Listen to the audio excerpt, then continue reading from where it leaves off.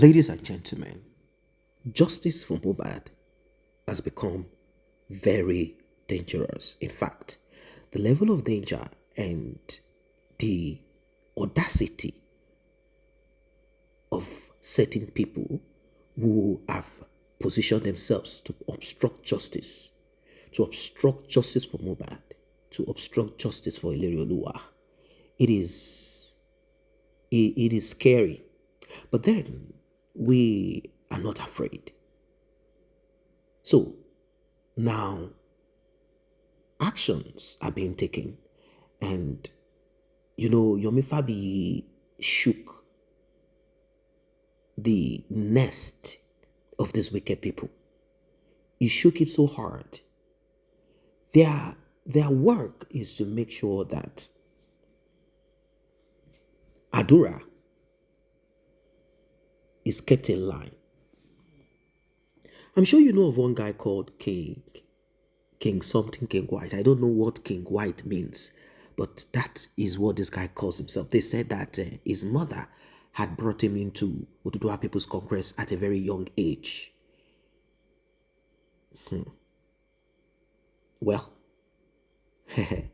should we call this narrow escape? Or what exactly is this? And there is one other boy. He goes around. We don't even know his purpose on earth. We don't know his purpose in this life. He said his name is Ayebaje or something like that. Well, when I say narrow escape, recall that Mohbad's father too, he narrowly escaped when justice for Mohbad became messy. Now, Yomi Fabiyi, now it is Yomi Fabiyi. If you watch this justice for Mohbad closely, you realize that certain voices that you normally listen to are no longer visible. There are reasons behind it. Some are no longer into justice for Mohbad anymore for reasons that are best known to them, while some decided to kind of take a little bit of a break. It is not because they are tired. No, there is more to what the eyes can see. There's more to what the eyes can see. This is a narrow escape. When the truth comes glaring to everybody, the wicked definitely will always try and find a way to maneuver it. They will use threats, they will attack. In this case, it seems there is a group. Their job is to unalive justice seeker. Ladies and gentlemen, like I said, and like I used to say, the wicked will not go unpunished. In this one, you're about to hear, you're about to see some very disturbing, shocking, and unbelievable events. Please like and share, tap on the subscribe button, turn on the notification bell. Returning subscribers and those that have been here, I say a very big thank you to you. And to those that have tapped on the thanks button, the one with the love icon, $ in the middle of it, may God bless you. May God replenish your pockets. May your pockets never run dry. If you like what we do here, you can also smash on that button that says thanks. Let's get right into it. Oh, my money. Check the video. Is it possible for you to analyze the video, please? Because some I have things so many that was sent. Hold on. I have many that was sent to me. Okay. Hold on. I have one where I'm hearing one Pythagoras saying that they've actually plotted so many attacks on me that I have been escaping, not because of a natural means, but because of chance. That means there is a threat to my life. I can't do that to you. No matter what, I shouldn't plot to hurt you. Why would I plot to hurt you or hurt your son or your father or your mother or your brother? Why would I plot that? Because of what? Okay. Okay. All right. Yomi, hold on. Is that a civil act? Is that lawful under the law? Anywhere you are, no matter who you are, It's a But criminal offense. It's like life. you didn't finish listening to that clip. There are many. I just clicked on that one. They just sent it to me. I'm like, what is this? Okay, all right. Now, I have defended. You know what? You know what, Madam Pinky? I have defended the platform, not knowing that they were actually, you guys were the one after my life. Because when people were saying, they used to abuse, I said they are supporting so person. I said, so what? They are supporting me. What do you expect? They will support her. Okay. They have their own perception of the whole matter. And that is why I said there is presumption of innocence. That they might think like, oh, she's a young widower, and probably the father-in-law is persecuting her. Maybe that's why they are supporting her. And that's why I don't know that there was actually attempt to gather money to encourage people to attend. You don't do that. Can you prove that they actually got money? Yomi, hold on. Can you allow me to ask you some few questions? I have lots of videos. I have lots of voice notes that they were actually sent. Yomi, can you allow me to talk, please? Because you know this is your platform, right, and you should be able to give me a chance to be able to ask you some question. Can I go ahead, please? Is it true that you were given a petition? The petition was written on your behalf. That you've been petitioned at is it zone 2 or where? Is it true? You received a petition and you never disclosed. Nobody petitioned me. They wrote, let me explain to you, my dear sister. Okay. I don't have any reason to lie. If they petition me and I have to answer questions, they would have done that. The only thing that happened was they told me, Mr. Yomi, come and see your guy. And I got there. They showed me a petition written by Wumi's lawyer. And the only thing they wrote about me was that I am instigating that Wumi should be arrested. Do you understand? But that she will not be willing to come because the case at hand is being treated at Zone Lagos State Command. And secondly, that the case is also in court. And I called the police officer. I said, can you see? Number one, it is even you, your department, that got warrant of arrest. So, number one, I'm not lying. So that one is baseless. The other one that is very important, that is germane to me, are they telling the AIG? They know themselves that you cannot tell the AIG that it cannot delve into a case that is being treated at the command level. That being said, you are misunderstanding my question. My question is that were you petitioned, yes or no? You say you were not petitioned. No. Okay. But you did receive, hold on. But you did receive a letter, yes or no? Did you not? No. Okay. You did receive no. Hold on. You did not receive. Yomi dúró now. Oh, by letter, but lost police station. So why did you go to the police station if you did not receive no letter to show up? My dear, they invited me. They asked me to come. See, when the person that wrote the petition, the lawyers that wrote it, when you come I am not saying you're just more fry.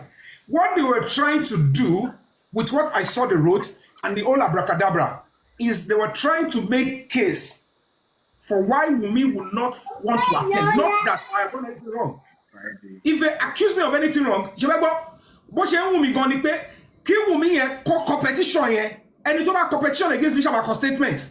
The petition cannot be active until the petitioner writes statement. More than any statement to call against me. Tó bá ti bọ́ta, mo fẹ́ kó wá bẹ́ẹ̀ now. Ẹ bá yẹn kó bá tàn yín. Then you have a competition against me before your petition can be active, before they can act on it. And it took competition. The petitioner must write a statement. Okay, that is when they will not say. No way, hold on. If you were not petitioned, there is no way someone will petition me or did not petition me, and I would now go to the station for nothing. No, it's not possible. So something must have assumed. Something must have assumed. Can I ask you, Pinky? Yeah. Who petitioned me? That's what I'm asking. That we heard that you were being petitioned, and now you're saying that you're mentioning Wumi. Was it Wumi that petitioned you? You said you went to see the AIT. No, you answered me. I didn't know who petitioned me. Hold on, Yomi. You said you did not receive no petition. To me. They only mentioned my name. Okay, let me tell you something. Talopi any station. Why did you go to this station? Okay, let me explain to you.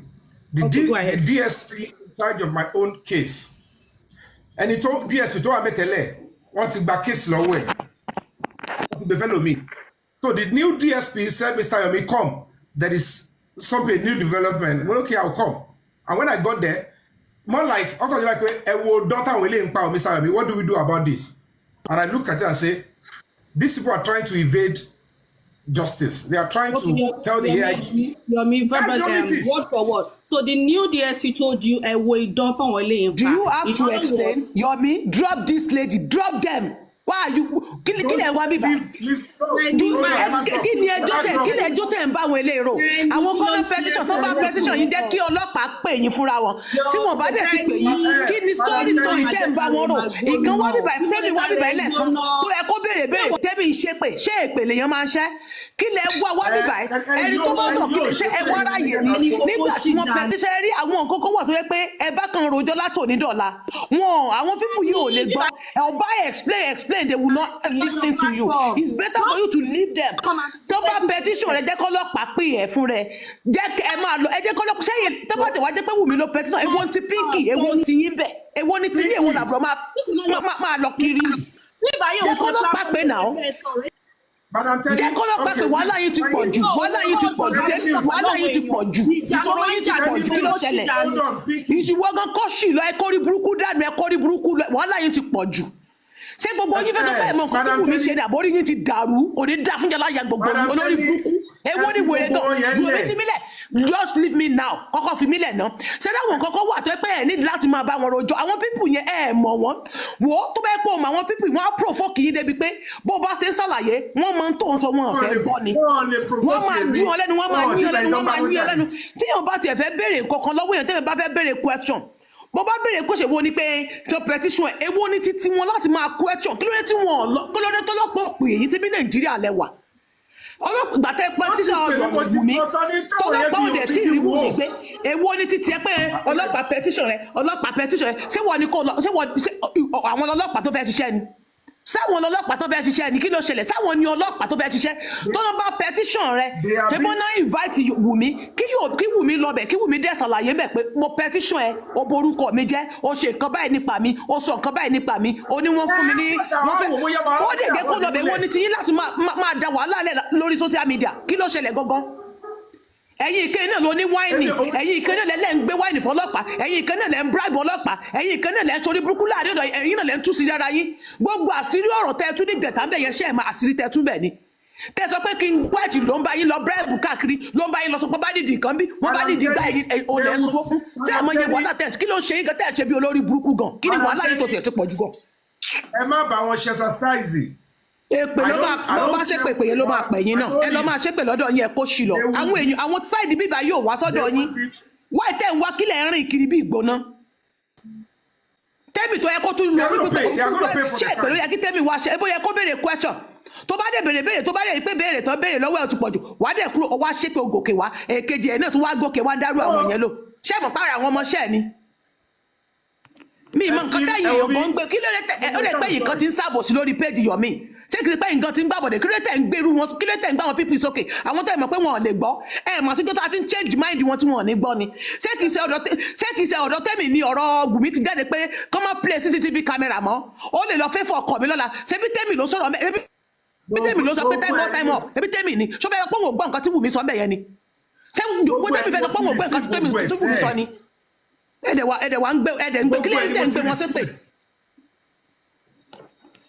Madam Jenny,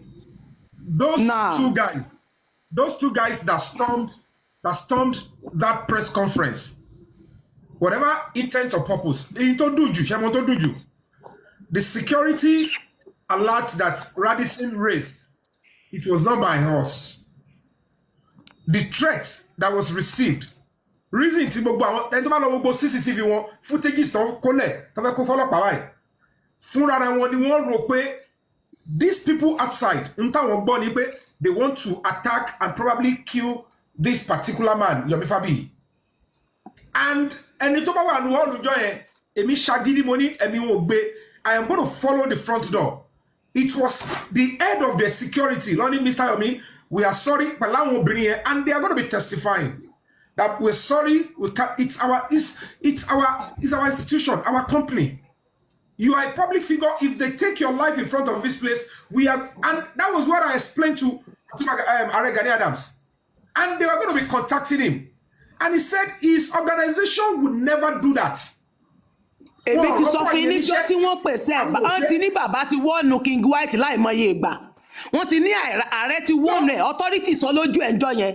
Ojú ẹ̀ l'authority wọ́n fi ń sọ. Wọ́n ti wọ́ọ̀nù ẹ̀ láìmọye ìgbà. Bọ́ ni. Irú ilé nìyẹn tó péré ẹni tẹ́bì tó wá sókè sí. I bear no animosity, but I will get justice against her. I'm sure ọ̀bàjẹ́. Kọ́lọ̀ bèrè mi dáadáa. Gbogbo àwọn ọkọ̀ báyìí ò kì í jẹ èmi. Nítorí bí o kọjá yàrá mi wá báyìí. Kò sí bí mo ṣe lè sọ pé jẹ́ wà nínú fọ́ìsì Wùmí. Ó wà níbẹ̀. Don't play CCTV camera mọ́. Tẹ́mì ló pè Wùmí tó ń jọ sọ̀rọ̀ lórí fóònù yẹn.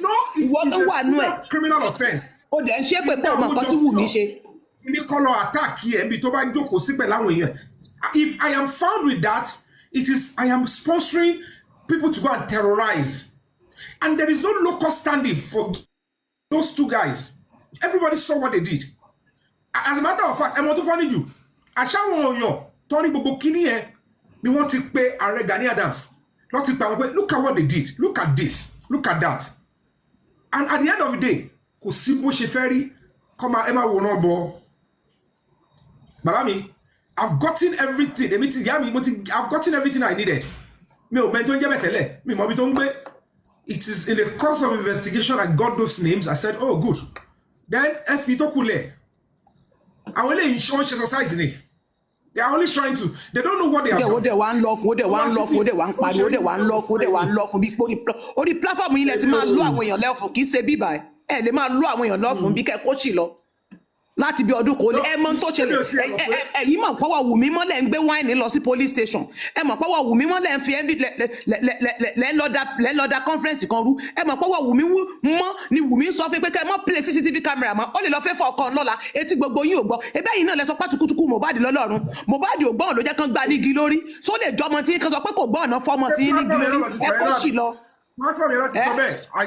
Orí platform wọn náà ti sọ náà àwọn náà ni wọ́n ń sọ náà Mohbad ò gbọ́ràn ló jẹ́ kán gbá nígi lórí àbẹ́ máa gbọ́ sọ́n lè bímọ sáwọn èèyàn fẹ́ gẹ́rì ọmọ tiwọn ẹ wá ní pé ìdèkan só lè jẹ́ ilẹ̀ lọ́mọ kan sọ pé torí ọmọ tí yín kú kán wá ní kò gbọ́ràn náà fi gbá nígi lórí ṣé yà Mohbad gan lè gbọ́ gbọ́rọ̀ tẹ́ ń sọ sọmọ rẹ̀ yẹn kò gbọ́ràn náà fi gbá ní kò gbọ́ràn sí Wùmí lẹ́nu ni Wùmí fi gbá nígi lórí ni Wùmí ṣe gbá nígi lórí sọ́rọ̀ nìyẹn àbí sọ lẹ́nu ẹ̀yin náà ti ẹ wù wá bí amọ̀ náà ṣé bóbìnrin ni gbogbo yín kò sẹ́nibọ̀dì tó ti stop yín náà ẹ máa ṣe nǹkan lọ́dọ̀ tí yín bẹ̀yẹn yín náà máa try láti máa rìn ẹ máa náwó yín bẹ́ẹ̀ ṣe náwó ẹ fà wọn míì tó bá ń ṣe nǹkan tí wọ́n náà fún wọn lẹ́ẹ̀kan ṣe tiwọn kí ló tó jẹ́ pé kìtọ̀dọ̀ tí yín lẹ máa ranjú mọ́ orí tiẹ̀ ló dàrú pínkì ìdí ẹ̀rẹ̀ gàdàgàdà ọ̀hún pé mi náà nídìí olórí burúkú ọmọ wèrè gbòòrò ní gbogbo yín tó ń pa àtijọ́ kó lálọ́dọ̀ ẹ̀ sábọ́ọ̀dù ẹ̀yin wèrè dédé gbogbo tẹ̀sán òjò yín ti dábọ́lẹ̀ kó ṣì lọ ẹ gbọ́dọ̀ yín lọ olórí burúkú mo bá question wèrè jẹ́ ó gbé wèrè lára ẹ mọ̀ dá wọn lóhùn sẹ́yìn tí wọ́n bá ti gòkè tó bá ti bẹ́ẹ̀ bá ti di pé question tí wọ́n béèrè lọ́wọ́ yìí ó ti ń lọ yín fún ẹ já wọn bọ́lẹ̀ kò sí tó lẹ bọ́ ẹ já wọn ẹ mọ̀ sọ pé ẹ má accommodate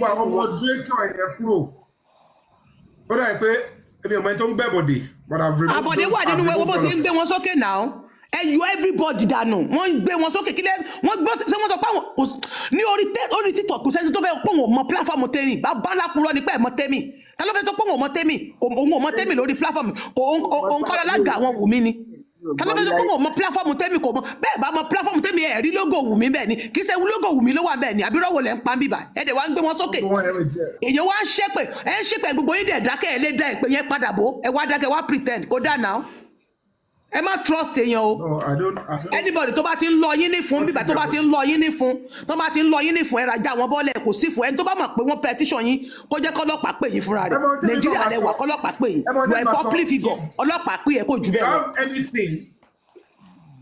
Ẹni tó bá ní any video any audio of these people planning attack on myself or any person, this is the time you have to send it. I mean, I'm not interested in doing social media stuff. Maybe I'm a blogger. You cannot do that with my own event. And then you think you're going to go scot-free. If you sit somewhere and you finance those set of people, there is no two ways about it. Because my event explain now. They will have to, bóyá ilẹ̀ ṣe dáadáa o, bóyá èmi ni mi ò ṣe dáadáa o, bóyá ilẹ̀ ní right o. Wọ́n tiẹ̀ ti plan wọ́n ti sọ pé kó má sá lọ níjọ́ tẹ́ fẹ́ ṣe on the 27 yẹn. Báwo ló ṣe fẹ́ sá lọ? Tẹ́ ẹ bá plan síbẹ̀ ọlọ́pàá máa wà bẹ́ẹ̀ pẹ̀lú wọn. Nígbà tí mi mọ̀ páwọn ni wọ́n ń rán àyàn apàyàn. Nísìnyí tí wọ́n ti mọ̀ tó wà. Iṣẹ́ ẹbí wọn ni oníṣẹ́ ẹbí ni wọ́n. Tọ́ bá ti léèyàn títí tán bá ti rí pé àwọn òmùyàn wọn á fẹ́ yọ ẹ̀mí ẹni yẹn kúrò. Ẹ wá ní ìyá Mohbad di wèrè sí wọn lọ́rùn. Ẹ mọ́rú threat tí wọ́n fún ìyá Mohbad. Ó ní ó yẹ kó yọ máìkì yẹn. Ó ní nǹkan táwọn sọ fún kó yọ máìkì yẹn kó fi gbá èmi ní ẹnu. You see? I have it. Wọ́n dẹ̀ bímọ. I have it here. Wọ́n dẹ̀ bímọ séèyàn kan lè bímọ kéèyàn bímọ kọ́mọ kan dẹ̀ pọ̀ ọmọ rẹ̀ dànù kẹ́nìkan wá ní pé ọmọ yìí ò ní ìdájọ́ nú ayé. Tẹ́mì ẹ dúró lórí ọwọ́ yín o Tẹ́mì kò sẹ́ni tó pè yín o bẹ́ẹ̀ ni ó dùn wá gidi ni bẹ́ẹ̀ ni Tẹ́ni ó dùn ni ẹ dúró lọ́dọ̀ yín ẹ jẹ́ káwa náà dúró lọ́dọ̀ tiwa ẹ kúkú lè rí mi ẹ lè ráwa ń bì àwọn tó máa ń tojú bọ́ọ̀dọ̀ yín kiri làwọn tó ń wá tẹnujẹ kiri àwọn àǹtẹ́nù tí wọ́n ń wá fẹ́ẹ̀mù wèrè kiri náà máa ń wá sọ́dọ̀ yín tán máa ń sàtẹnujẹ pé ń wá information wèrè kiri kò dìgbà téèyàn bá wá information fúnra yín náà lẹ́ máa fúnra yín nìkan jẹ ìgbà tí Wùmí máa tú ó mọ̀ ń pa CCTV camera wà lé ṣebí Tẹ́mì yìí náà ló fẹ́ sí ẹ̀ síta ló gbé síta dáwà class ti bèrè question lọ́wọ́ ẹ̀ ń jọ́wọ́ mẹ́yẹn ẹ Wùmí CCTV camera wà nílé ó ní rárá kò sí mbẹ̀ dáwà class nínú owó ó wà yes orí yín burú. What these people do not understand is that the case at the moment is about an artist who died in a mysterious way, and at the end of the day this group who are acting loyal to this same person are sponsoring. No, this is unacceptable. Raising funds to go and threaten other people. Until schools are bullies, the system of every education in the Western world Ufaiba, for any country to allow such Ufaiba, attack him because wherever you are, you have committed a serious it's a serious crime. Imagine, see two ways about it. If you don't know when to cross the lines that you shouldn't cross, and that is why it is very important that people should know their limits. I can say it's absurd. But nígbà tí wọ́n ti ń sọ̀rọ̀ wípé ẹjọ́ wà ní court. Ẹjọ́ wà ní court wo ṣe court di corona inquest. Corona inquest is not a court. Kò sẹ́jọ́ kankan kóòtù. Ẹjọ́ wà ní kóòtù wọ́n dẹ̀ ń wé sí tẹ́nu ẹjọ́ wà ní kóòtù Wùmí lọ sí Canada embassy American embassy ó fẹ́ gba visa ká ní wọ́n fún visa jọ́nà àti sá lọ ẹjọ́ wà ní kóòtù Wùmí àti gbọ́n bẹ́ẹ̀ ẹjọ́ wà ní kóòtù kò sáàyè ọlọ́pàá máa kó everybody. ẹjọ́ wọn wà ní kóòtù pé ẹjọ́ pé wọ́n fẹ́ gbá èmi wọ́n fẹ́ fraud mi ṣó wà ní kóòtù ni. ààrẹ ìgbàdà ni. In the course of investigating the fraud on me tó bá wá rí any new evidence. She won't law school, no matter any case, talk about Machelo, discussing a case here to see if they see any new evidence. Why is this person deceiving this set of people? She to the see once she case on law, new evidence. Anytime music court here, I say, tough power, it on your be about Papa or Cono Wabeto Power. One to the one, you will court investigated, call on Musibe. Why did deceiving me? Tibara bí sẹ́ tí wọ́n ibi tó sanwó wọn dé tán gbówó wọn dé náà níbi tọ́lọ́pàá ti ń sọ pé àwọn ò ṣe investigation lórí kéèsì Wùmí orí impersonation nìkan làwọn wà ẹ̀dẹ̀ lẹ́jọ́ wà ń kọ́ọ̀tù ó dà pé gbogbo yín ti dààmú ẹjọ́ dẹ̀ wà ń kọ́ọ̀tù ẹjọ́ wà ń kọ́ọ̀tù wọn láwọn ò ṣe investigation lórí òkú tó kú.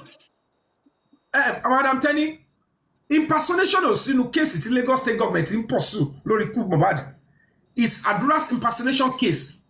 Ono mu phone ìyẹn ò sínú case Mohbad so tí yẹn bá wà court kó máa wà court tí ẹ meanwhile case tèmi bá wà lù mí jìbìtì is a fresh case is an act that just happened December 11 case tí Lagos State Government ń ṣe lọ tó wà lọ́wọ́ Lagos State Command ó ṣẹlẹ̀ ní 2023 on impersonate Adura ó ṣẹlẹ̀ ní 2024 wọ́n fẹ́ gba ìlòmí jìbìtì 2024 is a fresh case none of it is even in court and èyí tó wà ní court yàtọ̀ sí tó bẹ́ẹ̀ ṣe lọ ní zone 2 and in the course of that a honest police officer tó bá rí pé new lead new evidence video tá à ń sọ yìí kò tí sí nínú investigative material tó wà lọ́wọ́ ọlọ́pàá ní pàǹtí so tó bá rí new evidence tó rí fídíò bí tó ti pa Mohbad bẹ́ẹ̀ wọ́n á ní nítorí pé kí ni ó wà nǹkan tó bá jẹ́ ká mú jáde ṣé àwọn èèyàn ṣé wọ́n ní mental problem. ọpọlọ inú àbọ̀ làkàyè ní ibi iṣẹ́ mọ́ bí ẹgbẹ́ yẹn ẹgbẹ́ bí orí yẹn ó ti jìn mí ọpọlọ bẹ́ẹ̀ ti là mí ó ti dà mí. ó bá wọn kú ìdàgbà. inú gbó sábìsà ni. mo wo gbogbo àwọn fídíò kan send everything ìtọ́wọ́ mi kọ́ bá ni mo play yẹn mo pé kí ni gbogbo ilé. wọ́n máa ń sọ̀rọ̀ gan-an àdìtẹ́ ẹ bá kan ọ̀rọ̀ míì nígbà míì tán bá ṣe ń sọ̀rọ̀ gan nípa òkú gan yìí gan máa ní sábìyàmọ̀dẹ̀ làwọn ìṣá ṣáwọn ilé dẹ̀ bímọ ṣá.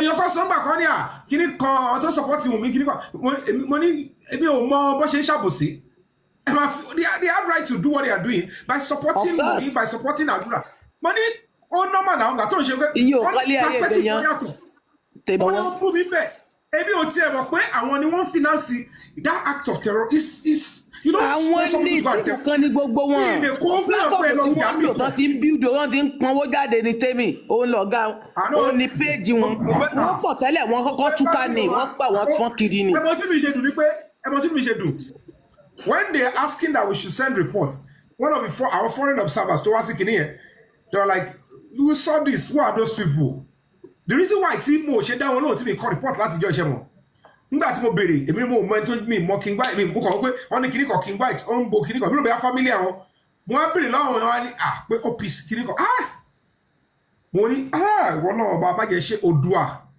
kí wọ́n gbọ́ pé èmi ni máa ṣe tí wọ́n máa kọ lẹ́tà lọ sí tó jọ mọ́ embassy kí n máa dárúkọ kò sí bóyá fẹ́ dárúkọ OPC ẹni tí wọ́n máa kọ́ flag òun ni Ààrẹ Gani Adams.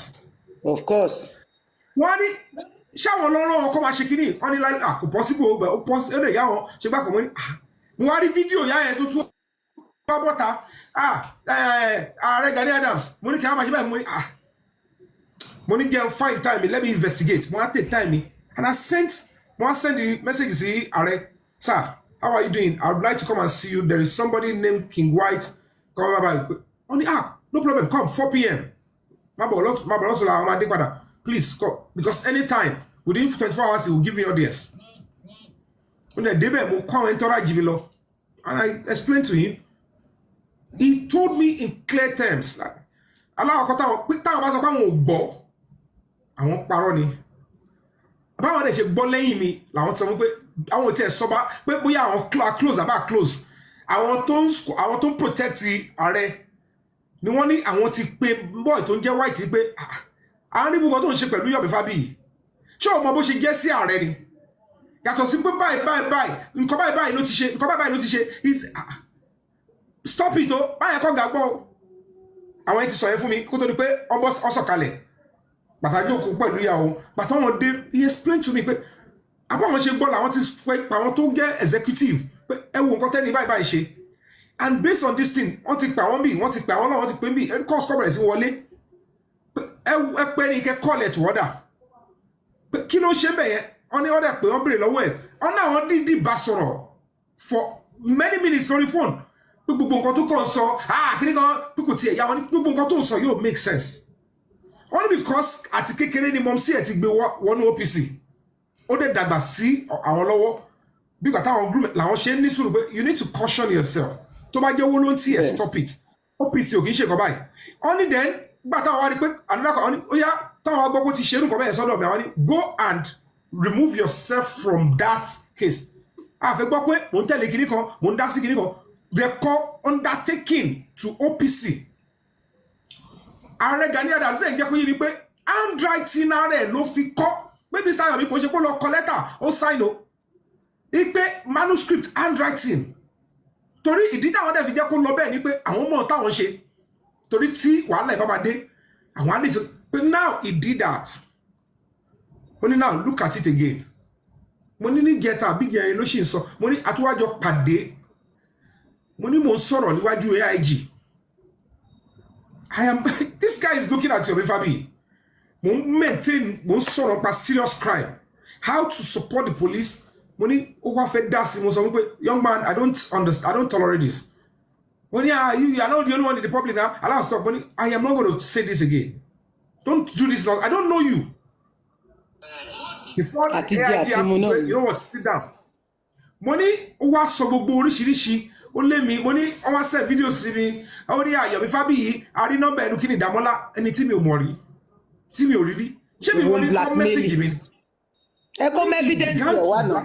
mo ní ṣé ohun tó ń fi OPC ṣe lélẹ̀ mo ní now you are doing all these things káwá kọ́ kémi kọ́ mo gbà táwọn ẹni Mr. Yomi you need to àwọn yẹn tún ṣì ń pressure mi Mr. Yomi they attacked your press conference who are these people you need to write something àwọn fẹ́ kó máa take chances tó bá tètè sọ so that they will be able to know because one believe pé information tó dọ́dọ̀ àwọn tí mo sọ fún àwọn pé àwọn kan fẹ́ gbẹ̀mí mi yẹn káwọn tètè morúkọ àwọn people yẹn káwọn tún lè flag wọn káwọn put radar on them and they the ones because every other names ló ti dọ́dọ̀ wọn wọ́n bí o tètè mọ̀ pé ní yìí mọ̀ pé orúkọ bẹ́ẹ̀ ló ṣe I was thinking he is a pé justice fighter ni pé bóyá kókò ń try láti show pé angle tó ń fi ṣe tiẹ̀ ní pé kó mú bọ̀ yẹn tira èmi ò mọ̀ pé is that extreme mi bá ti bèrè full name ti pẹ́ I thought the other guy is also on TikTok and Facebook kìíní kan bàjẹ́ wọn gbọ́n they are just this guy young people that are making just looking for content to sell and get money kí ni fẹ́ máa bá wọn fa wàhálà fún tọ́ba náà ò láìkí tí mo ń ṣe conscience tèmi ló bá tà sí mi àmì ò tẹ́ mọ̀ pé they actually have a cult group and they are being funded to go and attack. Welcome back. Where you heard it all. This is serious. And I like the steps that Yomi Fabiyi took and is still taking. And I also like how people are giving to them back to back. These are the same group of people who said, to hell with the demise of Mohbad. They said to hell with Mohbad. They said Mohbad was slow. Yomi was faster. That Mohbad is a stubborn boy. He doesn't listen. That next time, if he comes to this life, if it's opportune again, he should try to listen. That he should try to listen. That if he does not listen, the same way Cynthia Omonwuwon Adebanjo hit his head, is the same way his head will be hit again.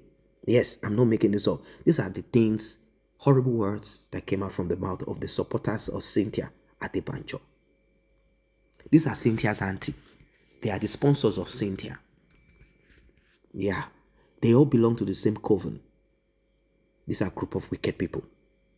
Their job is to go against justice for Mohbad. You'll find them all over the place. They are also in that comment section. They come to antagonize and they try to put a face of protecting the interest of a widow. And I asked myself, that someone is tagged a widow, does it mean that the person cannot be responsible for the demise of a man? That someone is tagged a widower, does it mean that that person cannot be responsible for the demise of a woman? That someone is called a human being, named, tagged a human being, does it mean that that person cannot be involved in homicide or femicide? I don't really get this part. Oh, justice for widows. Okay, justice for widows. So widows, meaning women, cannot unalive their significant other. Is that what they're saying? We all know that the mystery surrounding the demise of Mohbad is not far-fetched. Yes, it's not far-fetched. From the word go, I knew from the beginning, considering the kind of climb that we are in, I knew it, that if care is not taken, justice will not be served. Why? Because when you are surrounded by wicked people, you know how it is. The worst of the worst and the worst of the worst is Adura and Mohbad's mother, particularly Adura. That you are related by blood does not make you a family. Like and share. See you in the next update.